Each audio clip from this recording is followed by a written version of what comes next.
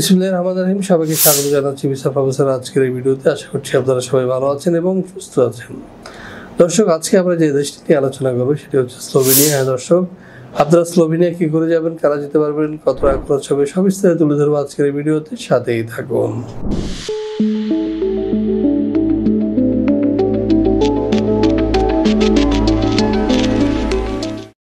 দর্শক, শুরুতে বলেছি আজকের আলোচ্য দেশ স্লোভেনিয়া। প্রথমে চলুন জেনে আসি কেমন দেশ এই স্লোভেনিয়া।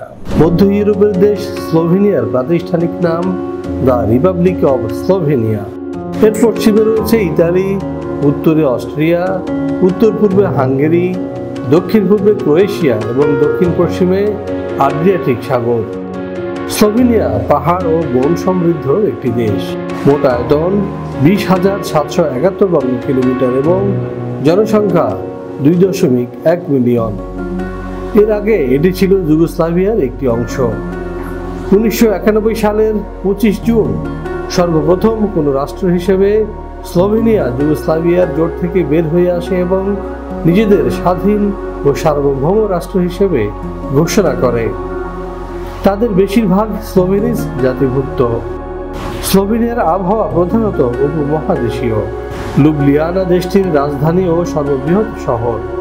2002 সালে জরিপ মতে স্লোভেনিয়া মুসলমানের সংখ্যা 47,824, যা মোট জনসংখ্যার শতকরা 2.4 ভাগ।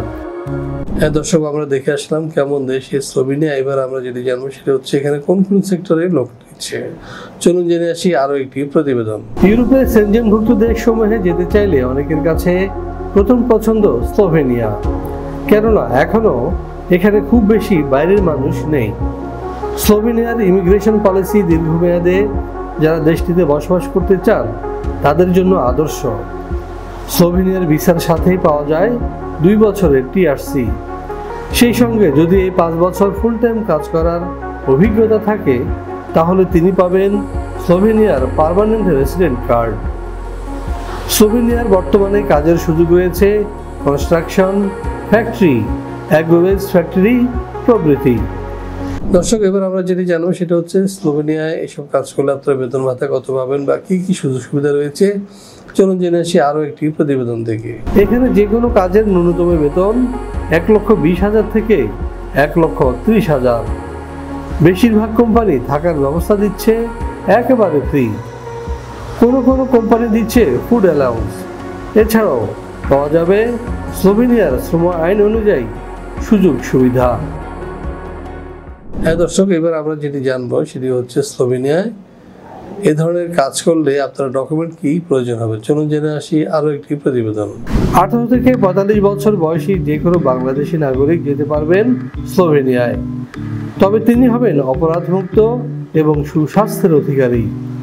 স্লোভেনিয়ার ওয়ার্ক পারমিট ভিসা পেতে আপনার প্রয়োজন হবে ছবি, পাসপোর্ট, এনআইডি, জন্ম নিবন্ধন, শিক্ষাগত যোগ্যতা সনদ, কাজের অভিজ্ঞতা সনদ, সিভি অথবা বায়োডাটা।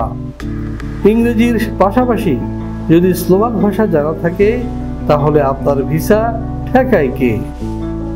জেনে আসলাম কি কি ডকুমেন্টস লাগবে স্লোভেনিয়া যেতে। এবার আমরা জানবো কত টাকা খরচ হবে। হ্যাঁ দর্শক, এই বিষয়ে জানতে নিচে দেওয়া নাম্বারে ফোন দিন অথবা সরাসরি চলে আসুন আমাদের অফিসে। আমাদের অফিসের ঠিকানা house 12, road 12, DIT project, Nerulbata, Dhaka. দর্শক, আপনাদের সবার সুস্বাস্থ্য এবং দীর্ঘ কামনা করে শেষ করবো আজকের ভিডিও।